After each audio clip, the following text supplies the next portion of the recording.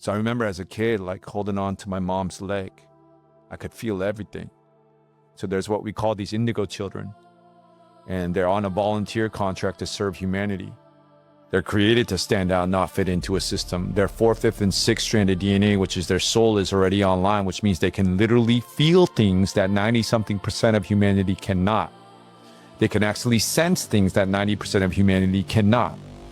And so these are volunteers. And if they can make it through that early sensitivity, and it's a lot to feel the world, because when you come to Earth, you agree to abide by Earth's rules. And you choose to forget so you can have the joy of remembering. But when you're a little kid and you're feeling everything and everybody's calling you crazy for saying that you're seeing and feeling things and they can't see it and they're trying to put you on psych meds, it's a lot. When you can feel and you're sitting there watching your parents fight and you can feel your father's trauma coming into your nervous system and you're sensitive and you can literally feel it all and you're absorbing that trauma, it's a lot. And literally then they tell you to shut up and that you're telling a lie, and they send you to the psychiatrist and they put you on this medication which literally, messes your nervous system up. It's a lot, right? And so some of these ancient souls choose to be born into these systems, and if they can make it through without being locked up in a psych hospital, without committing suicide, and they can make it through the trauma,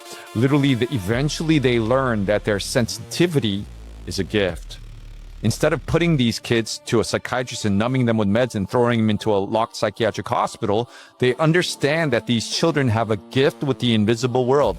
And if they have a mentor who's been through the invisible world, who's navigated it, and they have a community who doesn't label them and diagnoses them and say something's wrong with them, they understand this child has a gift with the invisible world. And through the mentor and through the community, they learn how to navigate the invisible world. And these children actually become what is called the local town shaman, a healer. And the end path of all spiritual paths is service, so that their feeling becomes a superhero power where they can literally feel what the person is going through. And because they've been through it, and because they understand how to transmute it, and because they understand the origin of where it comes from, they're able to understand, diagnose, see, feel, and empathize with that person. And then they have the keys to the consciousness because they've overcome it.